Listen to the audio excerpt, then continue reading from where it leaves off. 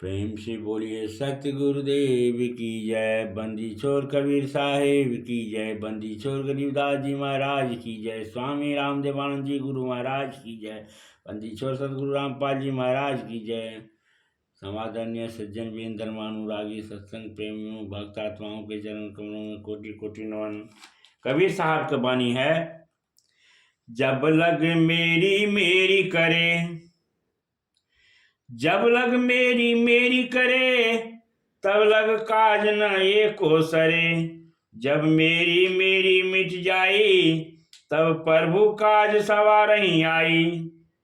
जब तक मेरा मेरा किया जाता है, तब तक प्रभु की कृपा नहीं बरसती है। और जब मेरा मेरा को छोड़कर प्रभु के भरोसे होकर कर्तव्य परायण हुआ जाता है, तो प्रभु सब काम संभाल लेते हैं। एक योग उपनिषद में आया है कि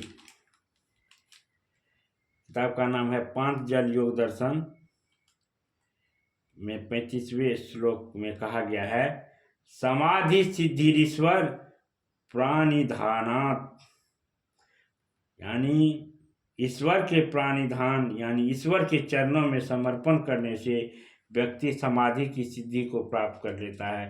समाधि की सिद्धि मतलब मन की ओर एकाग्र हो जाता है, अर्थात मन की गहन एकाग्रता, मन की गहन अंतर्मुखता को प्राप्त कर लेता है। योग दर्शन में ही 29वें श्लोक में कहा गया है, तत्प्रत्यक चेतनाधिगमो अनुप्राणाय भावश्च, अर्थात उस ईश्वर प्राणिधान यानी समर्पण से चेतना आत्मा का साक्षात ज्ञान हो जाता है। समर्पण करने पर निश्चितता आती है। ईश्वर समर्पण करने पर हम बहुत से व्यर्थ के संकल्प विकल्पों से बच जाते हैं। एक व्यक्ति अपनी पत्नी के साथ समुद्र यात्रा पर परिभ्रमण के लिए निकला हुआ था, तो अनायास समुद्र में ऊंची ऊंची लहरें उठने लग गई। जिस जहाज पर वे सवार थे वह डुलने लग गया। समुद्री लहरें अपना विकराल रूप धारण करके आने लग गई। जहाज इस तरह कांपने लगा कि अब डूबेगा तो तब डूबेगा। सब के सब परेशान थे, व्याकुल थे। सबको लग रहा था कि अब बचना मुश्किल है। वह व्यक्ति जो अपनी पत्नी के साथ परिभ्रमण के लिए निकला था, वो आराम से सीटी बजा रहा था, कुछ गीत गुनगुना रहा था। उसकी पत्नी ने कहा, क्या आपको मौत की भय नहीं लगता है?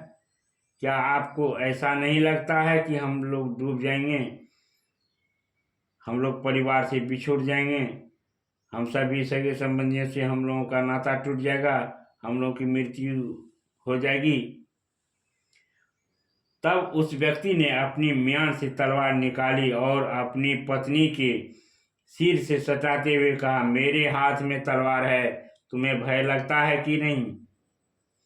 पत्नी ने कहा कि तलवार हटाते हुए कहा कि आप कैसी बात करते हैं? आपके हाथ में तलवार हो और मुझे भय लगे, यह भला कैसे हो सकता है? आप तो मुझसे प्रेम करते हैं, आपके हाथों में तलवार हो तो मैं और निश्चिंत हो जाती हूँ कि मेरी स्वामी के हाथ में शक्ति है और वे मेरी रक्षा करने में हर तरह से समर्थ हैं।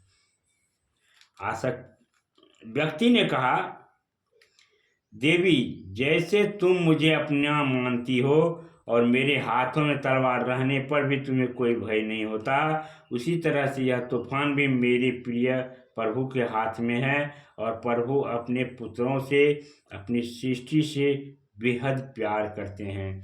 तो हम उन्हें माने या न माने, वे हम लोगों का बेहद ख्याल रखते हैं। वे कहीं वे वही करेंगे जिससे हमारी भलाई हो। किसी शत्रु के हाथ में तूफान रहता तो डर लगता, लेकिन यह तूफान तो हमारे प्रियतम प्रभु के हाथों में है, इसीलिए वो जो भी करेंगे हमारे लिए अच्छा ही करेंगे। मेरी निश्चिंतता का राज यही है। अब सोचिए, हम लोग उस जहाज पर होते तो हम लोग क्या करते? क्या हम लोग एकाग्र मन से गीत गुनगुना सकते थे, निश्चिंत पूर्वक बैठ पाते? तब तक नहीं बैठ सकेंगे जब तक कि प्रभु के प्रति हमारा अथाह समर्पण और विश्वास न हो। होता तो वही है जो प्रभु चाहते हैं, लेकिन व्यर्थ की चिंता से हम लोग कमर तोड़े जाते हैं और व्यर्थ की चिंता हम लोग करते हैं। प्रभु पर विश्वास रख के हम लोग भक्ति करेंगे,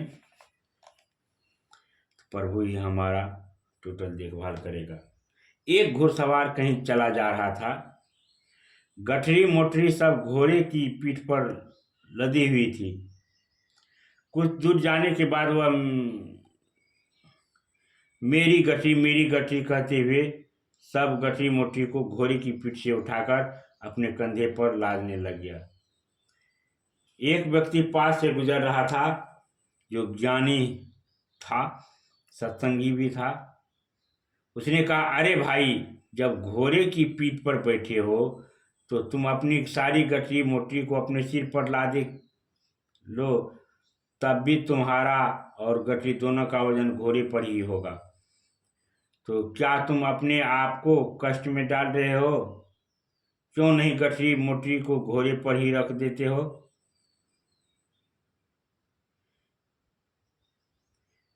कबीर साहब कहते हैं, जब लग मेरी मेरी करे, तब लग काज न एको सरे।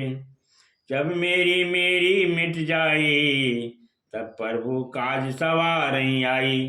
जब तक मेरा मेरा किया जाता है, तब तक प्रभु की कृपा नहीं बरसती है, और जब मेरा मेरा को छोड़कर प्रभु के भरोसे होकर, कर्तव्य परायण होकर जब उस पर समर्पित हो जाते हैं, तो प्रभु हमारे टोटल काम संभाल लेते हैं।